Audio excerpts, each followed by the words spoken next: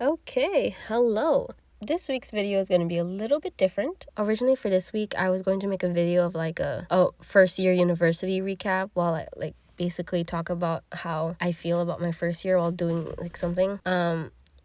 Yeah, change of plans. A lot of it's gonna be drawings, maybe stock images. I haven't decided yet. Alongside pictures because I forgot to breathe. In the span of 72 hours, I managed to go to the emergency room twice. Lovely. Lovely.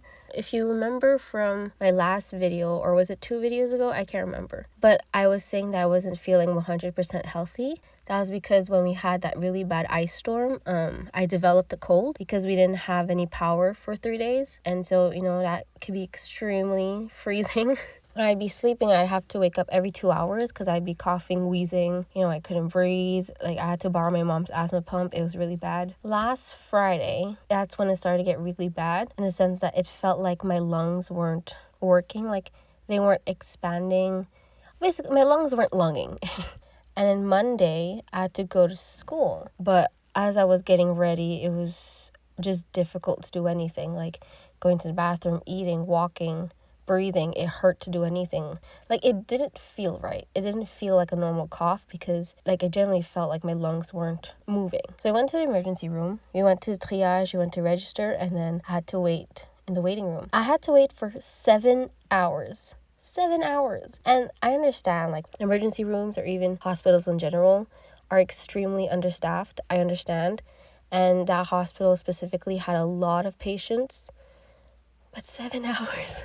When I first got there, I could still kind of breathe, but waiting for 7 hours in a stuffy waiting room was difficult. I genuinely thought I was gonna die in that waiting room. I was thinking about it. I was like, oh my god, this is where I died. This seat will be known as the seat where this girl died. And then when they finally called me into an examination room, they took my vital signs, and I think I scared the entire emergency ward because my vital signs were horrible for a 19-year-old. My oxygen level was, I think, at 88. And for context, I think a normal oxygen level should never be under 95. And because I wasn't getting oxygen, my heart couldn't do what a heart was supposed to do. And so my heart rate was extremely high. So they had me on medication right away. I don't remember what it was called. Like a defibrillator. that doesn't sound right. Well, it's like an oxygen mask in which they put in medication, but they combine it with this kind of smoke type thing, which would clear up my lungs. I had to do that 3 times, back to back. And then after that, they had me do a chest x-ray just to make sure, I didn't have any infections of my lungs, that my lungs were fine, no damage. So basically what happened was, for the past 2 weeks, I was building up this big asthma attack. And because of my cold, there was a lot of gunk, mucus and all that gross stuff. But because I was having basically asthma attacks, my air tubes were so inflamed that it was closing the tubes. So if the air tubes are closed, no air can come in or come out. That's why I couldn't breathe. So they had to open up the tubes and then get the gunk out. Even after these treatments, my oxygen level was not going up. So they decided to put me on oxygen. I was living my Fault in Their Stars fantasy. Actually, no, I didn't really like that movie. They put me on oxygen, and yet my vitals weren't getting better. So they didn't really know what to do. I already had the respiratory therapist and a doctor with me. They didn't really know what to do, and so they had to ask a specialist in internal medicines, I think, to decide what to do. They're monitoring me and all that, and they decided that I had to stay the night. And then I had a bunch of nurses taking care of me, and then I had to do an ACG scan, which it's for my heart, I believe. That was fun. Not really. Yeah, which was really funny because I was at first in an examination room when they had me stay the night because in the trauma ward there wasn't any space left. But in the middle of the night they brought me over to the trauma ward because I guess there was a free bed. But what I found really funny was that apparently I was sleeping, but apparently my mom was telling me that the whole ward knew who I was and they called me by Asthma Girl, which is pretty funny to me. Anyways, the nurses, the staff there was really kind. I felt like I was being taken care of, which is really funny. Like, as a girl, like, that's so funny to me. In the morning, I had breakfast and they checked up on me again. They still said, like, my lungs weren't the best, but, you know, my vitals made the bare minimum, and I understand that they needed the bed, like, and I was young, and so they're like, okay, you can go home. So I went home, laid in bed, did nothing. I went to the hospital on Monday. I stayed over, and then I got discharged on Tuesday. So Wednesday rolls around, not really doing anything, taking my meds, all that, you know, resting. I thought I was done with this hospital trips, you know. I thought I could find. Nope. I thought wrong. I was a fool. I think it was around 6 where my stomach really started hurting. And my mom and I, we thought it was just a side effect from the medication they gave me, because on the paper it said that, you know, one of the side effects is indigestion. So I wasn't really that worried. I was like, okay. But then it went to like a stomach ache to the point where, you know, you had to puke. Like, I know this is gross, but like, bear with me. Like, I had to puke like really badly. I went to bathroom and, you know, did my business. I puked up everything. It was disgusting. It was so gross. Like, I was, gross. And then like, it's starting to get worse. Like, now the pain, it was like pain. Like, now it hurt. It actually hurt. My stomach was hurting.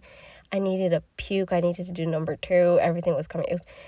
This is so gross. I'm so sorry. My limbs are going numb. You know, I have no strength to stand up. And it got really bad. And my mom and then my dad, they had to drag me out of the bathroom into the living room. And then I was just puking in the living room. It was so gross. Like, if I was in the right, you know, state of mind, I would have been so disgusted with myself, because that was so gross. I feel so bad. My mom was like, do we have to go to the hospital again? I was like, yeah. She's like, okay, well, come, let's go into the van. And like, I knew I couldn't stand up. I knew I couldn't make it to the car. I was like, I can't, like, you have to call 911. And so we did. We called the ambulance. And when the paramedics came, they did another ACG scan, checked my vitals. And I'm gonna be honest, they were kind of mean. Like, I was telling them that, because I had no more strength in my leg. I couldn't do anything. I was on the floor. So my eyes couldn't stay open. I was like, oh, I can't see anything. I feel really bad. Like, I don't know what's happening. And then one of them was like, well, open your eyes. Sir, if I could open my eyes, I'd give you the biggest death glare, because that was rude. Anyways, so yeah, we went to the ambulance late at night. It was like middle of the night. Lovely. We went to another hospital. It was a different one than last time. We got to the hospital and I was so cold. I didn't have my jacket on. My sister gave them my jacket. They didn't give it to me. They just wrapped me in like this paper that was on like the stretcher, which, okay, fine. I was so cold. Like, they brought me to the hospital. They opened up the papers, get my vitals again, which one was not working, and it was so cold. Like, they didn't want to give me my jacket. It's so cold.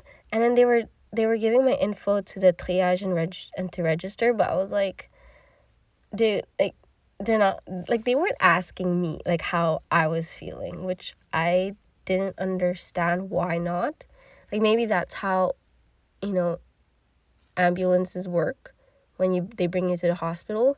But I just found it odd that they didn't ask me, or even the people in the hospital went to see me. Like, it was just the paramedics talking to the person, which, I don't, they seemed kind of sketch, but okay. The paramedics then brought me to the waiting room, and they're like, here, just wait here. And good thing my siblings were already there. So we were waiting, and then, like, I was not feeling it. I couldn't move. I couldn't, like, had no strength.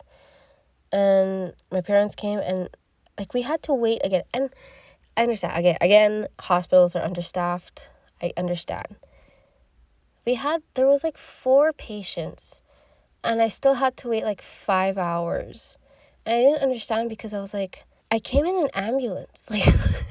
Like, is it just me? Am I the problem? Did I think wrong? Was I the fool?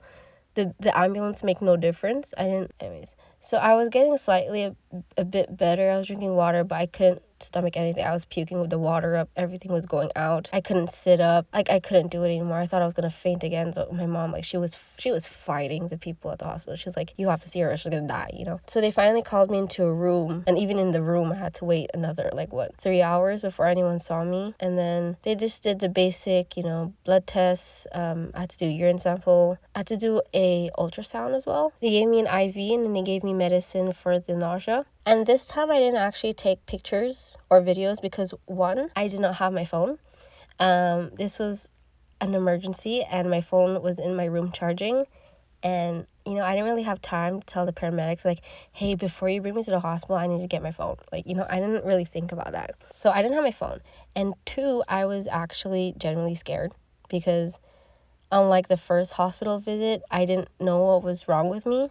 Like, the first hospital visit, I kind of knew what was wrong. Like, I couldn't breathe. Like, something's wrong with my lungs, or, like, something in the respiratory system was not working. So I kind of knew what was that, but for this one, I had no clue what was wrong with me. And the fact that I felt like worse than the first hospital visit, that frightened me. So I didn't really have time to take pictures. I only have this one picture that my mom took when I like knocked out after my IV drip. It's kind of funny. What they said was like I caught like gastro and I can't remember what it's called, but I'm probably gonna write it down. But I caught it from the first hospital visit. Yeah.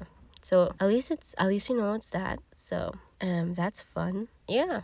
Now I've just been at home doing absolutely nothing. Yeah. So that's how in the span of 72 hours I managed to go to the emergency room not once, but twice. And an ambulance ride. What a moment. Yeah. Probably next week's gonna be a study video because I have a finals I need to study for. So right now I'm doing nothing. Probably gonna edit this. You know, who knows? Okay. Later, losers.